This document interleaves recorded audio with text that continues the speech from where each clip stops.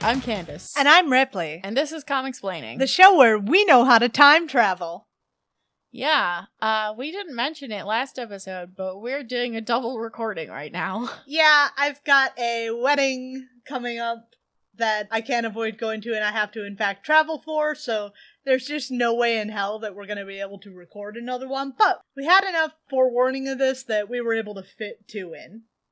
You say that, but you literally told me this morning. I know, but that was enough forewarning. Yes. In technicality, I suppose it was. But emotionally. I ruined your Saturday. You did. I was gonna make bread today. Oh god, I fucked up the bread. You did. I was so excited about the bread. So we're recording this hot on the heels of the last episode, so forgive us for anything out of the ordinary, I suppose. But this is also still our first session with our new equipment.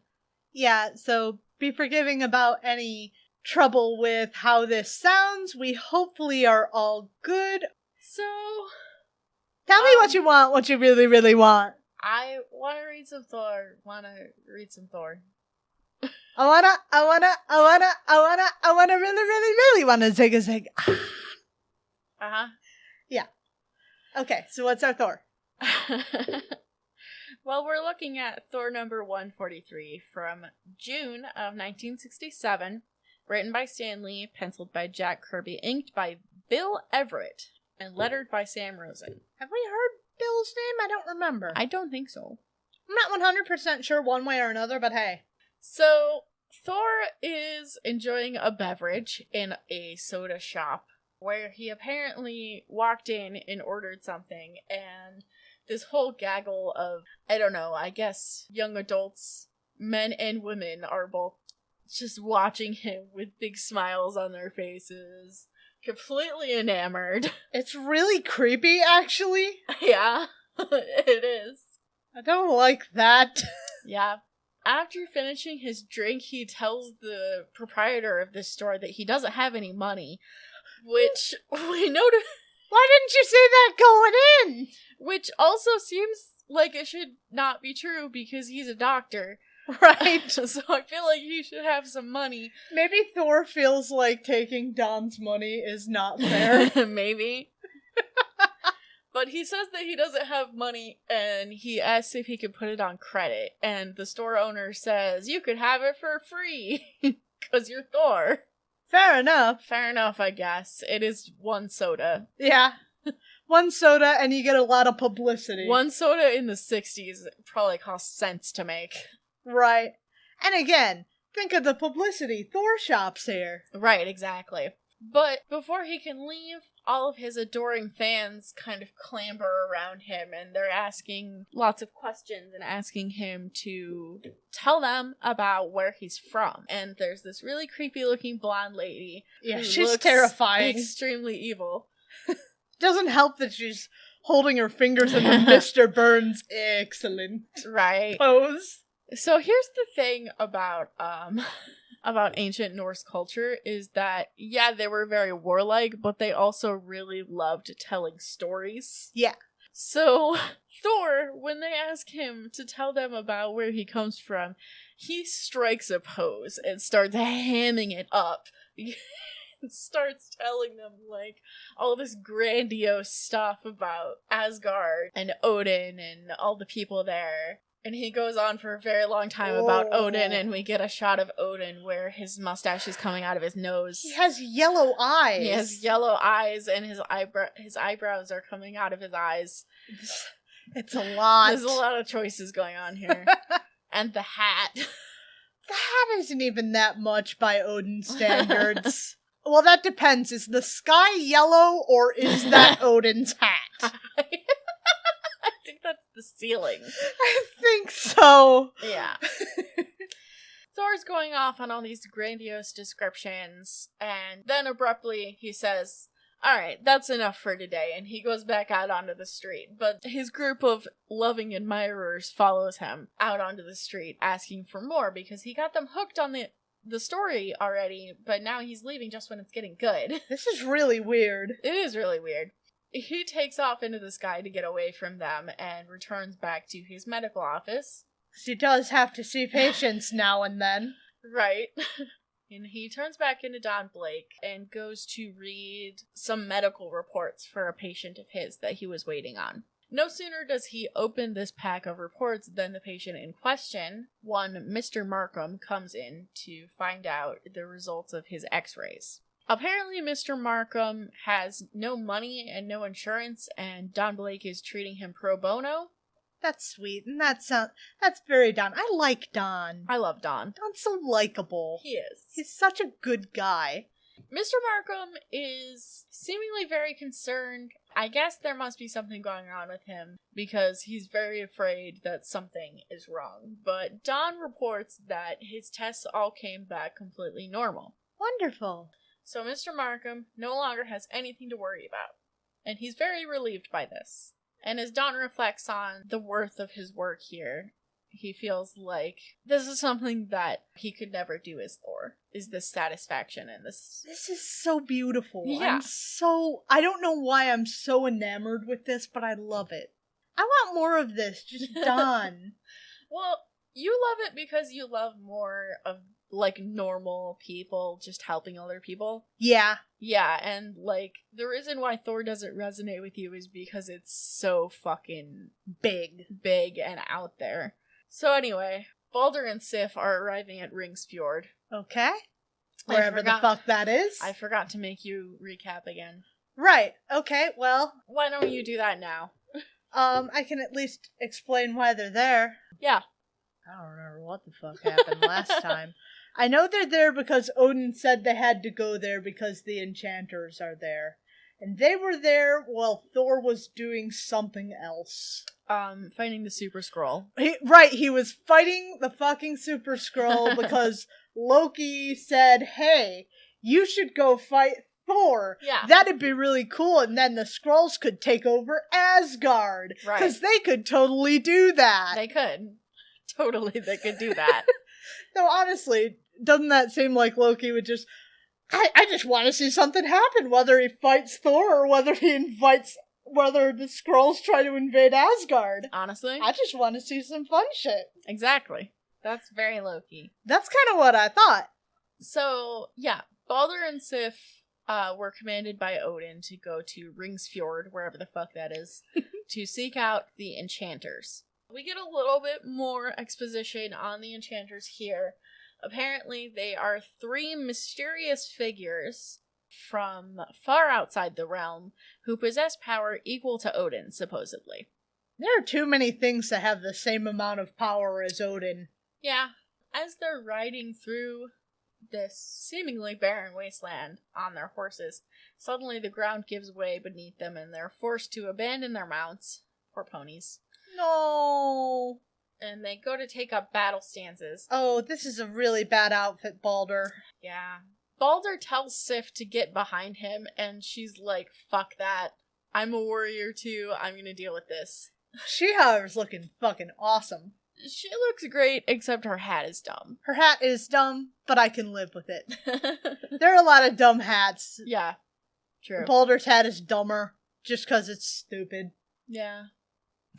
It's not worse, it's just stupid. At least hers is color coordinated. Nothing's ever gonna be color coordinated with fucking Mr. Orange and Purple over here. Yeah. Balder shouts out a threat to the Enchanters, and Sif is like, hey, that might not be a good idea, considering how powerful they supposedly are, but it's too late, because he already did it. He was feeling a little emasculated by Sif taking charge. Yes, exactly. And decided to open his mouth to prove he's a man! Exactly, and as he's talking shit, suddenly there's an explosion, and a huge cloud billows out, forming into a face. The great and powerful Oz! Yeah, yes. No, actually. This cloud face belongs to the living talisman, which belongs to the Enchanters. So they're butler? Yeah. Pretty much. The writing in this issue seems to imply that the plural of talisman is talismen, as in the plural of man. I don't understand. Which is so incredibly wrong. But anyway. Maybe it's just miswritten and he's just saying, I am the spirit of the living talisman. Wait. No, because they say talisman yeah, later, too. This is weird. Okay. And that stops in the next issue, just so you know. Oh, so good. Someone told Stan at some point, hey, that doesn't work. We all have a I don't know how to word moment from time to time. Balder stands fast, prepared to deal with this. Oh, he has a body now. He's not just a floating head. Yeah, so the living talisman manifests a body for himself, and he turns into a giant green man with a mallet. And blue shorty shorts. And blue shorts, because that's just what Jack does. Skies out, thighs out. Well, sun's out, guns out, too. Chest out. I don't have anything sunny like that for that. No. So the living talisman quickly knocks Balder off of his feet, and then Sif goes after him, but he's so fast and strong that she's finding it hard to get under his guard. Yeah. At which point, Balder comes in and smashes up his hammer mace thing with a single mighty blow. I don't think that's how swords work. It's fine. Okay. There's a lot of weird sexism going on in this fight scene that was very distracting when I was reading it. Oh, that's a lot. Yeah. Apparently, now with his weapon destroyed, the living talisman goes after Balder with his bare hands, pinning him against a rock, but Balder is able to throw him off, and as the living talisman falls back onto the ground, he, I guess, explodes into smoke and disappears? Well, I guess he was smoke all along, right? So yeah. Why not? Well, the true fact is, the living talisman was never a dude. Right. This was... It's like a spell, right? Yeah, like a spell that the Enchanters did. That's kind of what I was figuring. To fight them. And now that they have defeated this simulacrum, the three Enchanters have appeared before Balder and Sif. The Enchanters have names. Their names are Magnir, Forsung, and Brona. They are three brothers possessing three talismans, which are faces that they wear on their chests, and they also have intense hats. What the fuck is the deal with Magnir's face? It's not his face, it's his hat. How is he seeing then? Where are his eyes? Well, they're behind there, but they're like just these little slits. Okay. Well, okay. See, because the guy in the back, he's got... Right, I see what his deal is, and I can kind of see what the middle dude's deal is. Mm-hmm. This guy's freaky looking. Yeah, he is. Magnir, don't like him. Remember your names and tremble. I'll be remembering your name and trembling in fear later tonight when I'm trying to fall asleep. So, the Enchanters, they're very powerful spellcasters with their living talismans, and I guess they rule this place of Ringsfjord, but what they really want is to take over Asgard, because of course they do. Immediately, they decide to deal with these two, and they turn the ground underneath Balder and Sif into quicksand. The two of them quickly begin to sink into the quicksand, You know, quicksand actually doesn't suck you down that fast. Yeah. But this one does, because it's magic, I guess. Yeah, I mean, no reason to complain where magic is. And we have more weird sexism, because Balder tells Sif to climb on him so that she will die slower, I guess. Oh, yay! But Sif is like the MVP of this entire quest, honestly. Balder's not doing a great job. No. Because Sif's godly power is teleportation.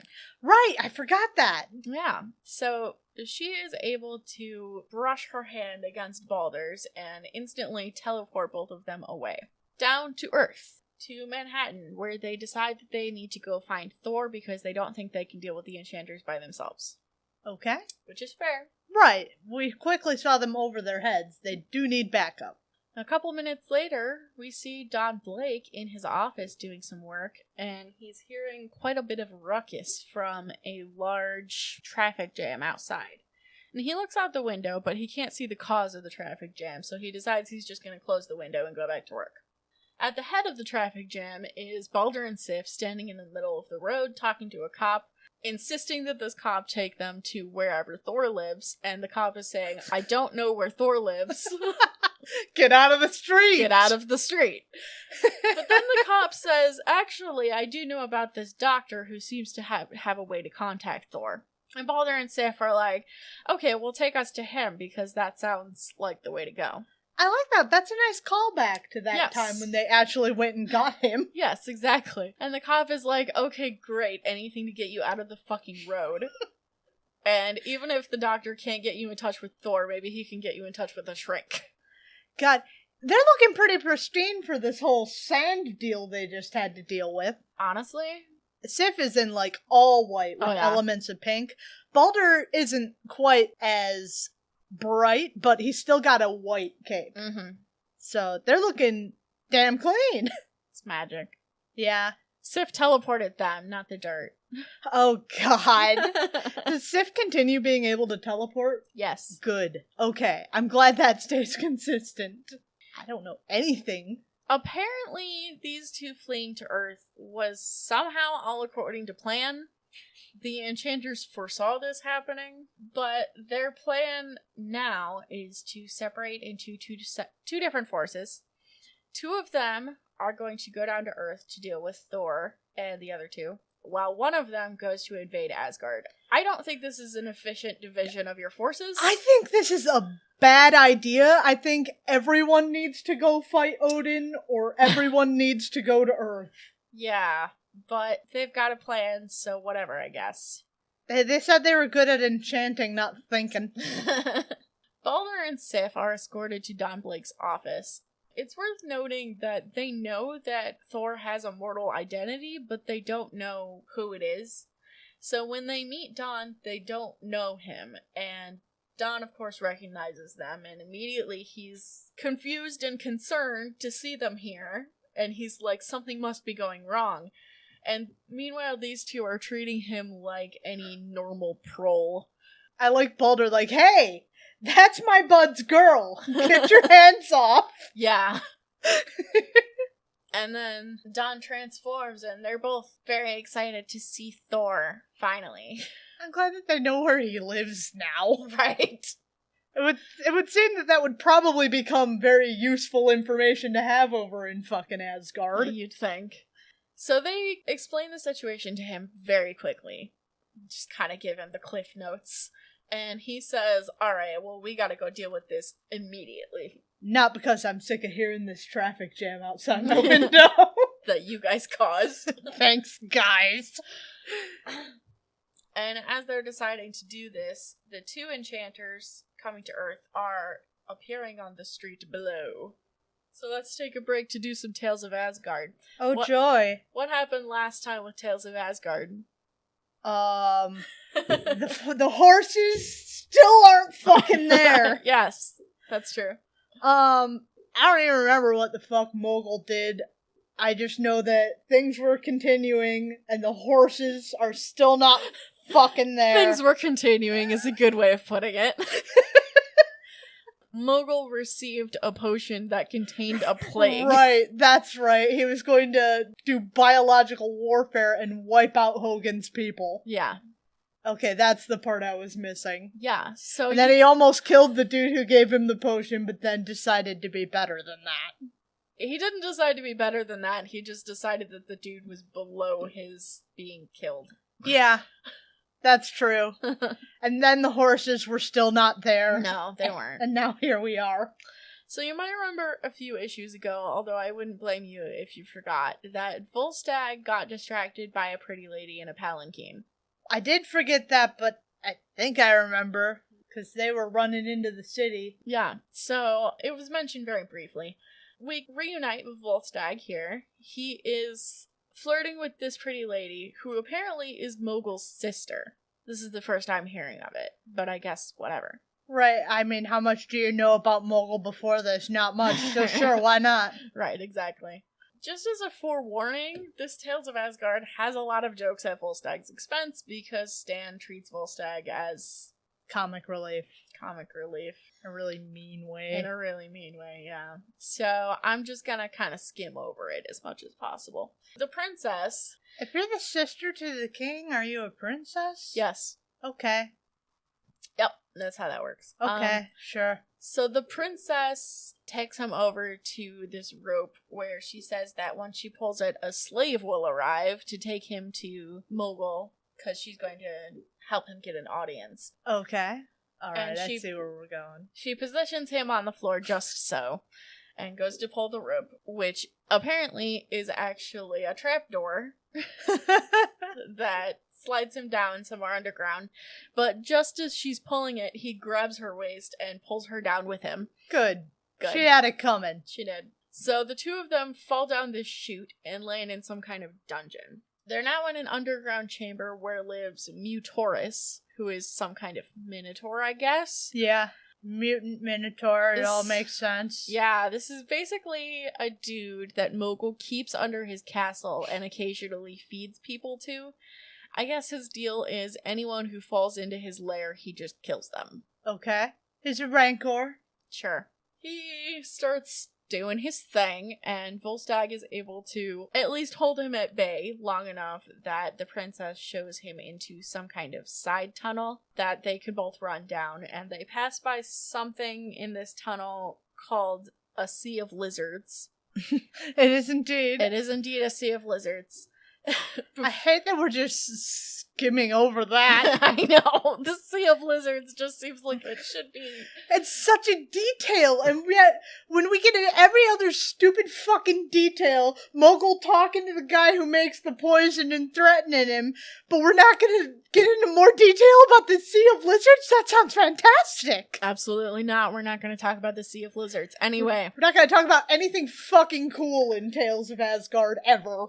After the Sea of Lizards, they arrive at the idol of the Mystic Mountain. Weirdly phallic. That's not the idol. Oh, okay. Well, whatever that is, just weirdly phallic. Yeah. Oh, the enchanted rod of wondrous wizard power. Yeah, so That's not helping. The princess brought us here so that she could grab this enchanted rod of wondrous wizard power. That's the full name. That still sounds like a euphemism. I mean, anytime you say rod. Yeah. Wondrous wizard power doesn't help much. She grabs this thing, but this thing is, like, big. Yeah. Like, It's a big rod. It's a big rod. It's like the size of a bazooka, I think. That seems like it's like a lamp post for, like, a lamp you have outside your house. Tall. Yeah. So, and she activates it, and it starts shooting off Wizard force. But it's too powerful and big for her to really hold on to. So Volstagg goes up, and he grabs it from her, and he's able to shoot Mutorus and defeat him. We're not making fun of how fat Volstagg is now. Right. The horses have arrived. Oh, thank fuck. Thor, Hogun, and Fandral are now fighting the demons. They're not having a super fun time because the demons apparently cannot be killed because they've never been truly alive. Yeah, so that's fine. And that's it. Anyway, next issue. Well, at least the fucking horses are here. The horses are here. Waiting for those fucking horses for issues now. A very, very, very long time. When is this fucking story over? We're gonna finish it this episode. Oh my god, thank god. I know we'll just be on to something equally pointless, but...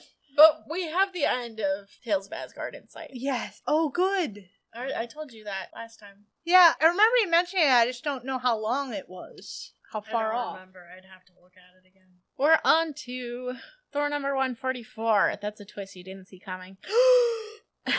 From June of 1967. Was it the last one from June? Yeah, this one also says June. The cover date was August, though, so I'm gonna say.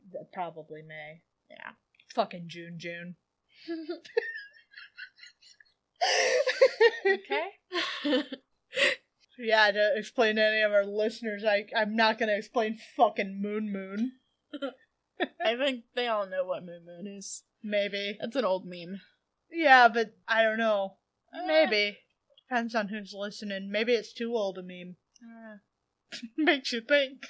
Continuing where we left off, Thor, Sif, and Balder in Don Blake's office. Yeah. Two of the enchanters coming. Yep. So Balder and Sif take a minute to recap the last issue, very conveniently. And then as they're standing there pondering what to do, a strange light appears at the window, which then quickly manifests into the face of the living talisman. Indeed. It issues a warning to them that the enchanters are coming, and Thor gets mad and throws his hammer at it and breaks his window. Cool. Because it wasn't actually there, it was an illusion. No shit. So the two enchanters are out on the street in the middle of, like, the crowd. Because this is just what we do. We stand in the middle of the street. Where's that cop? And they start clearing the space out, shooting people with beams. Rude. Yeah. Actually, they're creating a ring of demon mist. What? That sounds awesome, but what? I don't know what that is. Don't know what that means, but doesn't- it's really cool. It seems to amount to shooting people with beams. Yeah. So they can create a ring where they can have this battle. The three Asgardians come up on them very swiftly. But before we deal with them, we have to check up on Odin. Odin is currently watching a wrestling match. Odin's chair is a lot. This chair is a lot. It's like a whole platform made of fur that also is like a 4-post bed with Axes bull on top. horns on the side, Yep. and axes on top, and a big shield on the side, and a statue of a bird, and on top of this chair is a smaller chair that is still big, and Odin's sitting on it with a scepter. Yep. It's a lot. It's a lot. Odin is just a lot. So he's watching a wrestling match, and apparently these two wrestlers have done well enough that Odin has decreed, well done. Which I guess means that these two guys get to be Imperial gladiators. I don't really understand the dialogue here, but it doesn't matter. He gave them a golf clap, so all's good. Yeah, exactly. So it doesn't matter, though, because suddenly the living talisman appears in the flesh and knocks away both of the wrestlers. Okay, that's not how I remember the living talisman looking. I remember him being green. Yeah, distinctly. Yeah, but he's not green anymore. He's flesh-colored. Odin is like, well, the living talisman isn't a real dude, and then shoots his scepter at it so that it dissipates and reveals the enchanter, who is the actual person who's challenging him. Fearsome Forsung. Forsung, the third and eldest of the enchanters, challenges Odin to a contest of sorts where... He's a sucker for a contest. Yeah, where the winner will become the ruler of Asgard. He also stipulates that the winner of the contest is going to get the Odin sword, which, if you'll recall, is the thing that once it's drawn will signal Ragnarok. Idea. Yeah. And anyway, it's the Odin sword, not the... Forsung sword. Right. Odin also says that's a bad idea, because when you move the sword, it's the end of the world. So... not a great plan, Forsung. I don't like this. Yeah, so nobody likes that. Before we can deal with that, though, we gotta deal with Thor fighting the other two enchanters. And then we have a fucking Smash Brothers level here. So the three Asgardians charge at their enemies, but with some swift spell casting, the enchanters are able to separate Thor from the other two by raising part of the ground up into the sky. And creating, indeed, a Smash Brothers level. Yes. So Thor is now facing the two of them alone in this rock that is not just in the sky, but floating perpetually upwards. It's continuing to go up, as we will see later. Dude, that's sweet. So he goes after the one with a sword. There's one with a sword and one with a mace. He goes after the one with the sword, and the guy with the sword, his sword is really good, but he's not as strong as Thor, so Thor goes to hit him, but he suddenly turns into pulsating energy, which somehow catches Mjolnir and traps it. I don't know how that works. I don't like the word pulsating. Pulsating energy. I don't think energy does that, but okay. He looks like he's made out of honey. Yeah. And the hammer gets stuck on him. Thor can't get the hammer out, and apparently he's so preoccupied with getting his hammer back that he doesn't notice the dude loudly announcing that he's about to hit him in the back of the head. I mean, to be fair, if in 60 seconds you were gonna turn into Don Blake, I'd be pretty focused on that fucking hammer. I guess. So the other enchanter hits Thor in the back of the head. That was a pretty quick fight. It's pretty stupid that he didn't turn when he said he was gonna do it, though. Right. So Thor is knocked to the edge of this platform, which seems that we are now at the edge of space, as you can see. And he's kind of clinging for dear life at the edge, as the mace-wielding enchanter comes up to deliver a finishing blow, because all he really has to do is knock Thor's hands away, so that he falls and dies. Or break the earth around him. Right. So he swings at Thor's hand, but Thor gets it out of the way just in time. And then Thor reaches up and grabs this dude around the ankle and tosses him off the platform. Why does that mean he's gone? He was powerful enough to be okay in space. Well, he is okay, because he can levitate. Okay. But, you know, it got him out of the way for the moment, at least. Fair enough. At least long enough that Thor can climb back up, with the help of the sword-wielding enchanter for some reason, who has extended the hammer to him as a handle. However, as Thor is climbing up, the enchanter, holding onto the head of the hammer, casts some spell to make Mjolnir glow with the heat of 1,000,000 suns. And he then throws it at Thor. Thor ducks this. This, actually, I really like. So Thor ducks this because this is too hot for him to deal with. But, now that the hammer's been thrown, it's going to do everything in its power to return to its master, even though he cannot touch it at this point. Oh, I like this. I think that's really cool. And we've got the countdown again. I think that's really cool. I love the countdown.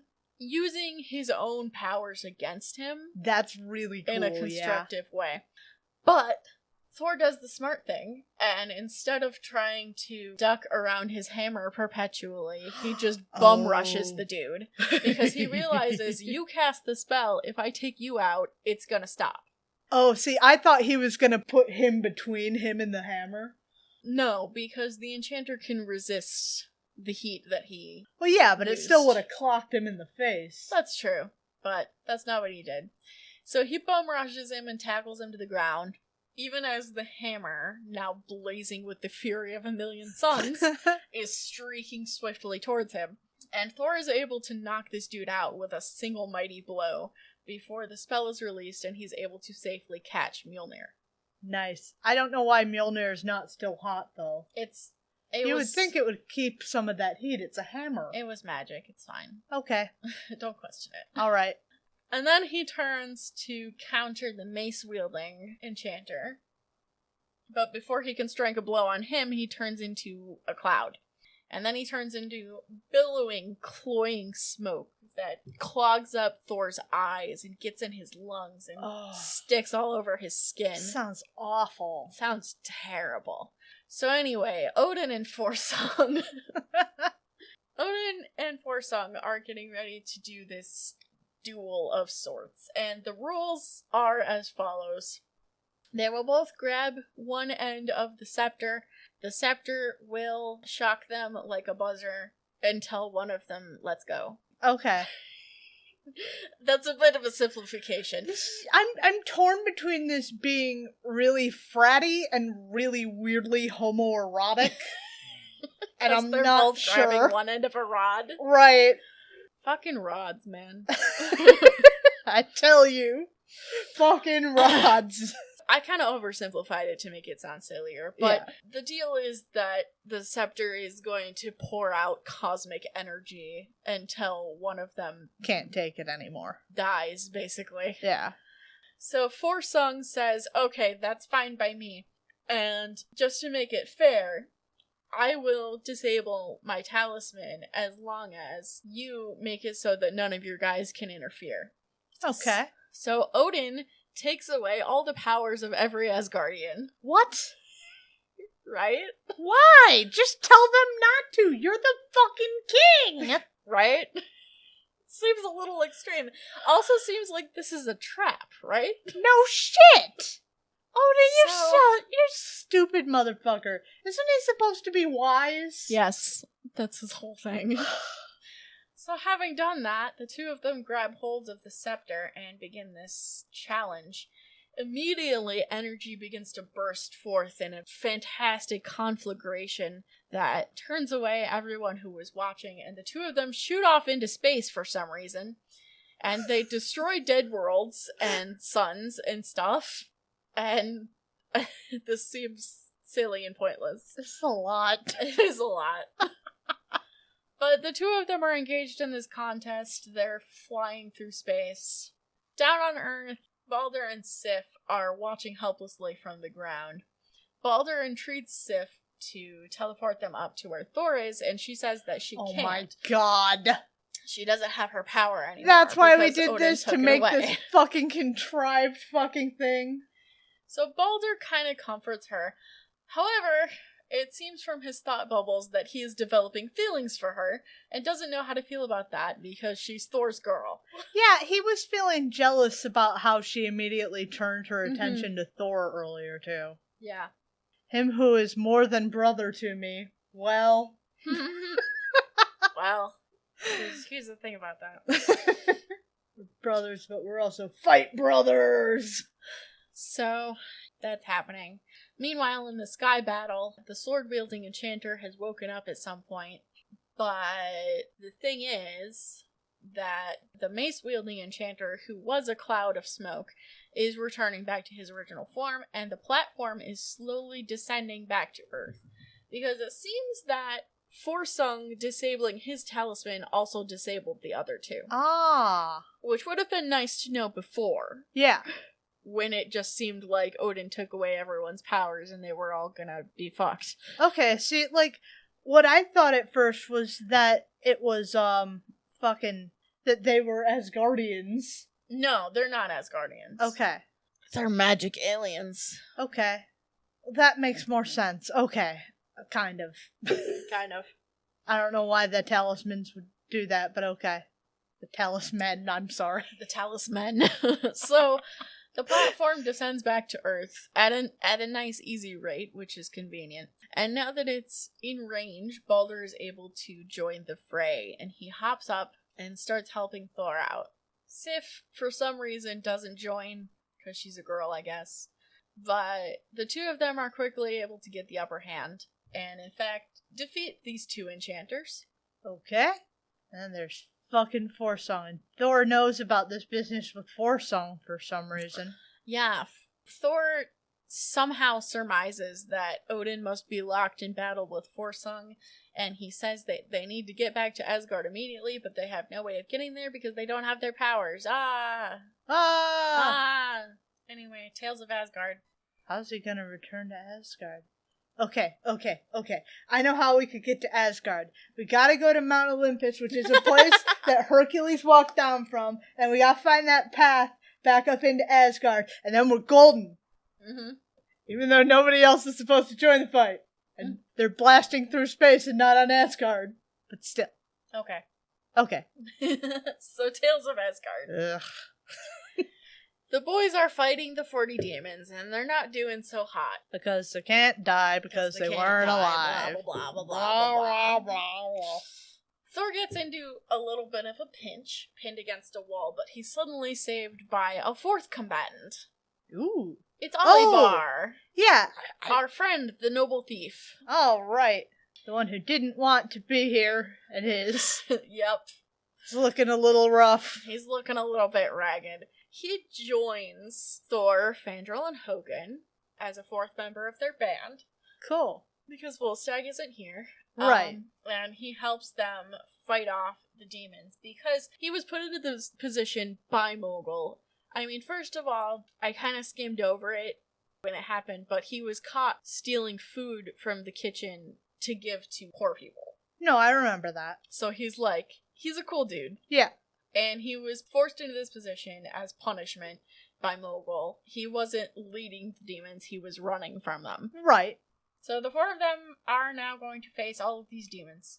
Mogul, meanwhile, has this plague. Right, I forgot about his magic carpet. Yeah, he's flying on his magic carpet out to where Hogun's people live, and he's planning to unleash this plague and kill every single person there in a fit of petulance.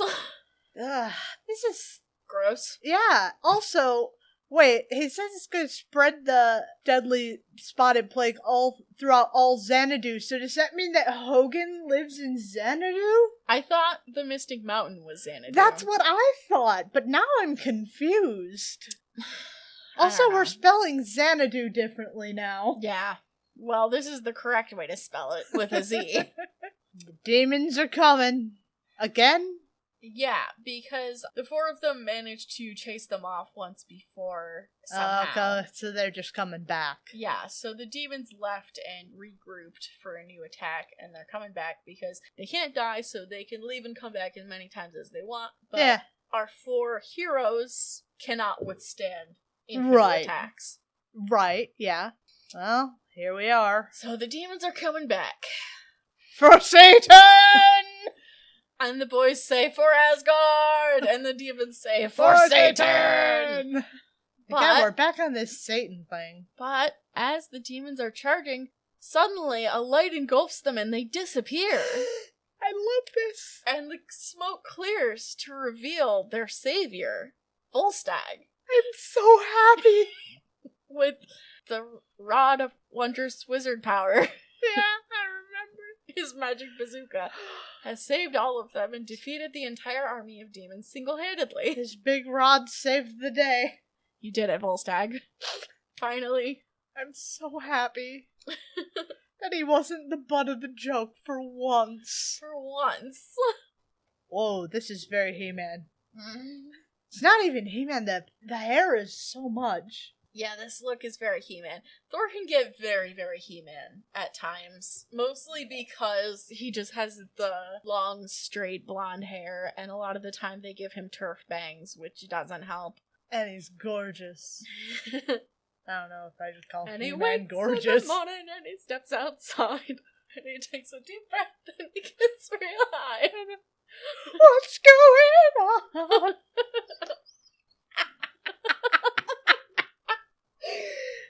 That was dumb. Yeah. To the shock of no one, we're gonna go to Thor number 145. We've really gotten away from many guest appearances in anything lately. From August of 1967, written by Stan Lee, penciled by Jack Kirby, inked by Vince Colletta, and lettered by Sam Rosen. Okay. Now you can go to the next page. Maybe I don't want to. Thor turns the two defeated enchanters into the cops for some reason. What? That's a terrible idea. And he gives them instructions to summon him at once if their powers return. You know, Thor, I don't think the NYPD is equipped to handle these guys. No! Why? This is the stupidest thing you've done! Well, apparently, since they came to fight him on Earth, they're under the jurisdiction of Earth Police, I guess. This is a bad idea. You don't have to follow the fucking law. Take it up to take them to Odin. I don't think the cops want to deal with these guys either. I don't think the cops know how to deal with these guys. Right? The cops don't even understand what these guys are. But apparently, since Thor says they're dangerous, they believe him. This is the stupidest thing Thor has ever done. Well, he's a himbo. He did take their weapons away, though, it seems, because this guy has a sword scabbard with no sword in it. Wow. So at least he thought of that. Didn't handcuff him or anything. No. Although this guy is doing the had to do it to him pose. See, I was going to say it looks like he needs to pee. Maybe that. So now, taking care of that, the three of them are stranded on Earth without a way to get back to Asgard. And they're kind of discussing how to deal with this, and Balder is thinking about the feelings that he's developing for Sif and being a little bit broody while a bunch of other women fawn over him nearby. You can't go anywhere in Marvel without babes gawking at you. Though, to be fair, Balder is pretty and princely. Yeah. Yes. In mythology, Balder is called the most beautiful of all the gods. So... Well, that's the energy he puts off, so... Yeah. So, it will surprise no one to find out that Odin won the fight. No, I'm not surprised.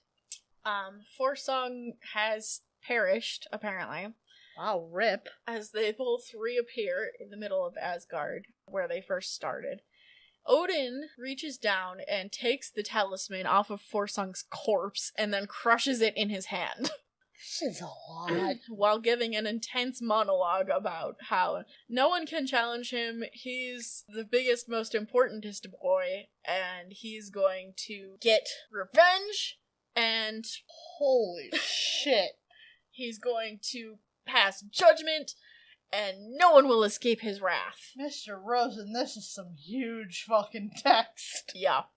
Holy shit, Odin is pissed. He's very pissed, and he's kind of terrifying his own people a little bit. Are you gonna give them their powers back, or do they just have to sit here terrified? Odin is a vengeful liege. Odin is an angry liege. Odin is now and forever supreme. Mm-hmm. It's a lot. It's a lot. Odin has anger issues. We know this. Yeah, that's true. So the two remaining enchanters have been put into some kind of high security cell by these cops. I don't know where this is. I guess it doesn't matter. It's probably part of the flamethrower brigade. Yeah, probably. So the cops look into this cell just in time to see sparks and blinking lights. And then they hear a voice, the voice of Odin, in fact, passing judgment on the two enchanters, banishing them to limbo. Which limbo? The lost limbo of infinity unending. Okay. That clears up nothing. No, it doesn't. And the two of them disappear, much to the cops' befuddlement. Me too, bitch. Thor, Sif, and Balder, meanwhile, have returned to Don Blake's office, where they're discussing what to do next, because Thor, of course, wants to remain on Earth, but Sif says, wouldn't Odin want you to go home? Right, I think we best not anger Odin right now. Wouldn't Odin want you to go home? And Thor says, well, I love my dad, but I also love Earth, and just because I love him doesn't mean I'm going to give up what I want. At which point we find out Odin was eavesdropping on this, and his wrath has not abated. Well, yeah, he was already in a bad mood, dude. He was a bad mood dude. He sucks Balder and Sif back off to Asgard. And then, for his petulance, he decides to punish Thor by taking away all of his power except for his physical strength. Which is still not insignificant, you know. Right, it's not nothing. There are superheroes who exist solely on super strength. Right. Although it's significantly less than he once was. Yeah. Thor passes out on the floor, and the next morning he's found by our friendly neighborhood janitor, who we met before. Yeah, I remember him. The janitor comes in, and he's surprised to see Thor, although maybe not as surprised as he should be, because everyone is kind of getting this idea that Don and Thor are connected somehow. Yes. So this janitor wakes Thor up and tries to set him to rights and give him some water. Oh, shit. But Thor is upset by these developments, understandably, and he understands now things have changed, because without his powers and without the enchantments that were once on Mjolnir, he can no longer turn into Don Blake. Oh, that's so bad. I was just saying how much I love Don. Yeah, so if he's going to remain on Earth, he needs to get a new mortal identity, which he sets out to do immediately, to his credit, I suppose. He goes down the elevator because he can't fly anymore. Time to commit identity fraud. Yep. Meanwhile, we see some sort of sinister circus. Oh, I know these guys. Gathering around their fallen strongman, who has apparently suffered an injury while performing some kind of trick. Lifting an elephant. Lifting an elephant, indeed. Which is unfortunate because they need him to pull off a very high-profile crime that they're planning. Oh no. Which means that they need to start interviewing candidates for a crime. Crime candidates for a new strongman, at least for a temporary strongman. Is there a villain temp agency? So the next day, they have this applicant who comes in to demonstrate his abilities, and he seems very strong, although the members of the circus are very unconvinced that he can actually do what they need him to do. And they're giving him all these tests, and one of the tests is they shoot a living cannonball at him and expect him to just not die, I guess. Yeah, cool. Even though he's like a dude. I don't know, sometimes they shoot cannonballs at people, why not cannonball people? Right, sure.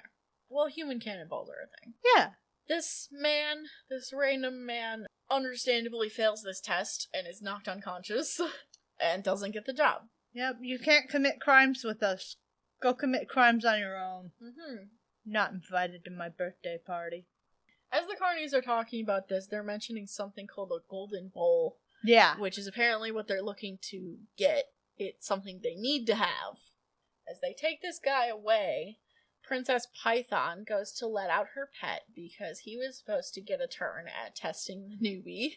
Oh no. And because he didn't get to go play, she's going to let him out for a little bit of walkies. Yeah. So Thor, in the interim, has obtained and changed into some civvies and wrapped up his hammer in some kind of bundle because he couldn't bear to be parted with it. Yeah. It's got significant sentimental value. Mm-hmm. And he's coming up on this circus to get this strongman job because I guess when you have super strength, you have limited prospects. Yeah. If that's the only thing you have, I suppose. See, I don't know. I feel like you can go a long way with strongman. I agree. But he's going to the circus, so whatever, I guess. Sure. However, as he's walking up, the giant python begins to coil around his legs, and it slithers all the way up his body, starting to squeeze him. Using his strength, he's able to fight off the python, although he notes that it's much more difficult and much slower than it would be if he had his full power. Yeah. However, just as he's knotting up the snake like a bow, Princess Python runs up and hits him with a cattle prod. I mean, that's her to baby. defend her pet. Exactly. So the carnies then stop to introduce themselves. We have Princess Python. She's cute. We have two tumblers called the Great Gambinos, the Human Cannonball, the Crafty Clown, and of course the Ringmaster. I know these folks. Yes, indeed. I don't think they call it specifically, but it is called the Carnival of Crime. Thought it was the Circus of Crime. I don't know. Circus of Crime, Carnival of Crime, one of those. Doesn't matter, but they're recurring. Yeah, they're generally kind of a joke. Mm-hmm. The Ringmaster challenges Thor to withstand these tests if he wants the job, and Thor bristles at this because he's not used to people challenging him. But quickly he has to kind of pull back because he realizes, I'm not all powerful anymore. I need to act like a normal dude. Yeah, looking very handsome in that one panel. Yeah, although he does call himself Thor in the third person out loud to these guys. Weirdo. Which he then has to justify by saying, oh yeah, it's part of the act I was planning. I was gonna pretend that I'm Thor. That's weird. See, I even brought this prop hammer that I can use for the act. So he takes out his hammer and he throws it and smashes a wood pole. Although he's thinking to himself, if he was at his full power, he would have turned the pole to sawdust. I don't know how that works, but okay. I mean, he can swing his hammer fast enough to go through time. Mm-hmm. I'm never letting that go. The Ringmaster is impressed by this display, and without putting him through the human cannonball test, he decides to hypnotize Thor with the doohickey on his hat. That's his thing. That is his thing. At which point, they all excitedly take Thor to Go get some this golden other bowl, right? platform nearby. Actually, they take him to a bowl made out of lead, which is like a duplicate of the golden one, apparently made to the exact weight and specifications of the golden bowl. Because basically what they need is a guy who's strong enough to lift this thing. Yeah. So they take him to this thing, and the Ringmaster commands him to go up and lift it, which Thor does, obligingly. He goes underneath the bowl and is able to lift it up on his shoulders. And then to complete the test, he has to go down the platform and carry it 60 feet away, which he does, because he's Thor. Yeah.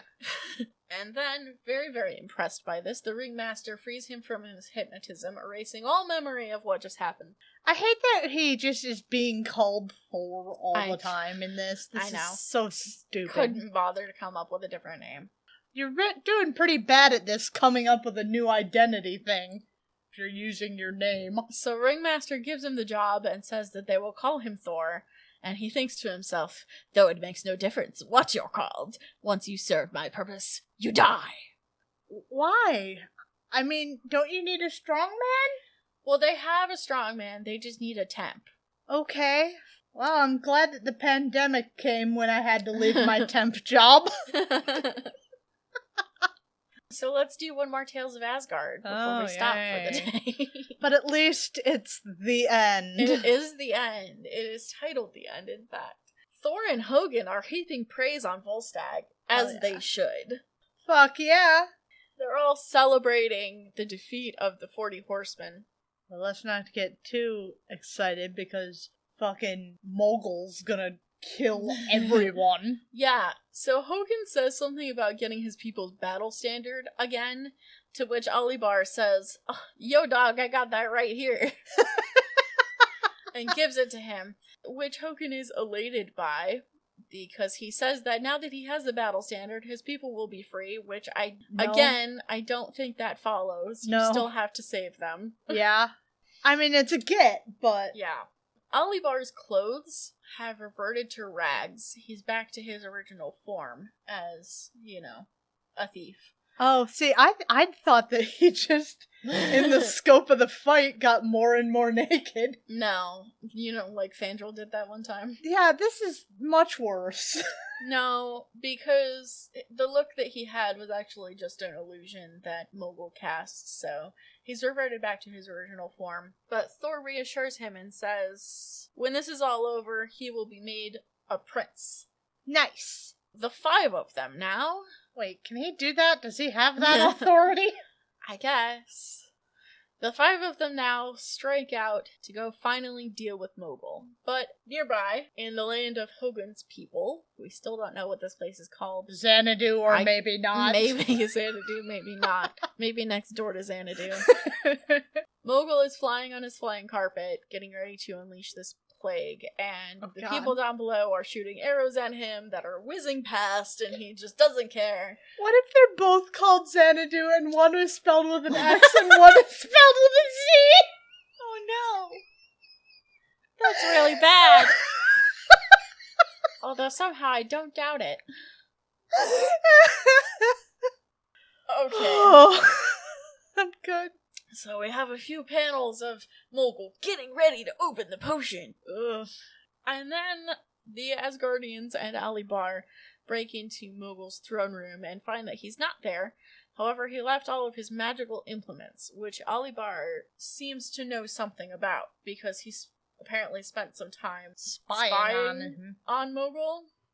Well, he's clearly got some issues with authority. Yeah, so he is able to cast some kind of spell that awakens a scrying orb of sorts. Okay. So they all see that Mogul is flying through the sky preparing to unleash this plague.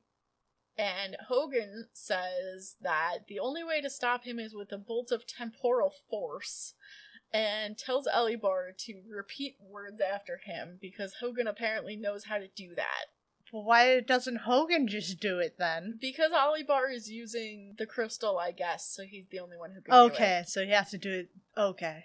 They do that, and Mogul is defeated.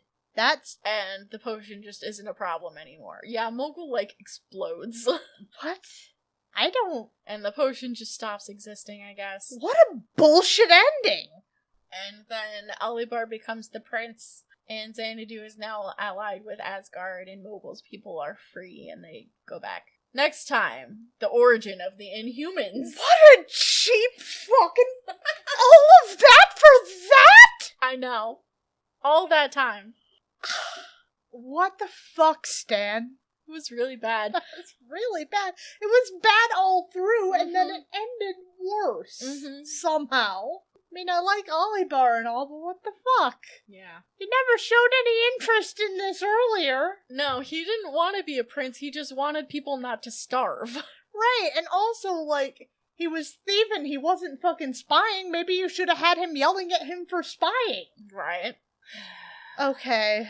It's all fine now, it's fine. Next time we get to talk about the Inhumans. Isn't the bad man can't hurt me anymore. No, nothing about the Inhumans has ever been exciting to me.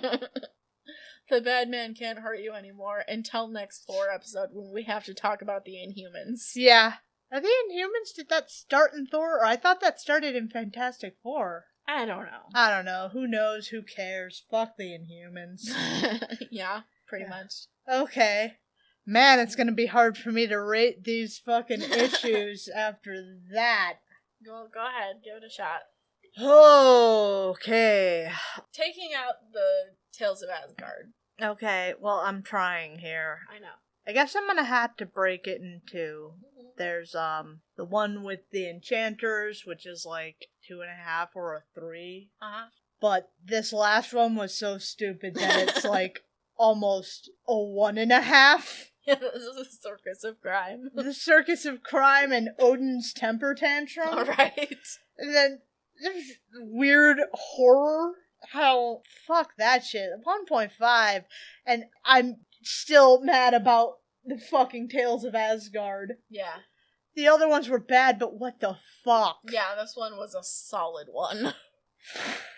What do you think about all the rest of that? Yeah, I'd give the Enchanters a 3 out of 5. And the Circus of Crime, I guess, a 2.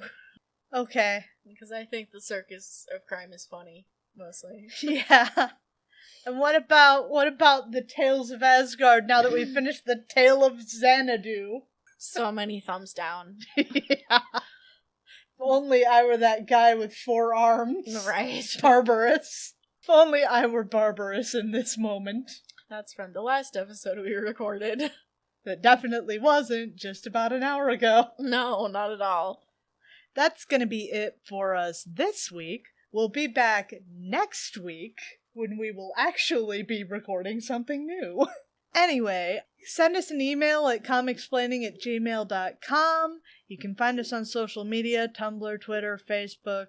Maybe we'll use our Instagram we've never used to post a picture of our new setup. Maybe. Maybe. If I can be asked Perhaps. to get on Instagram. Anyway, if you want to support the show, we have a Patreon. We shout out to Robin, the MVP. We have coffee. And if you want to like and subscribe and watch us over on YouTube, we put a video version of the show out weekly. Hit the bell. We have a Discord in the link description. Sorry for the low energy here. We're at the end of recording 2 of these bad boys. Yeah, we've never done 2 at once before. No. This is very low energy right now. So, rate and review us wherever the hell you catch your podcast from, your podcatcher of choice. And we'll be back next time with the X-Men. Yep. I had to think about that a second. Yep. That's how it works. That is the format of the show. Bye! Bye.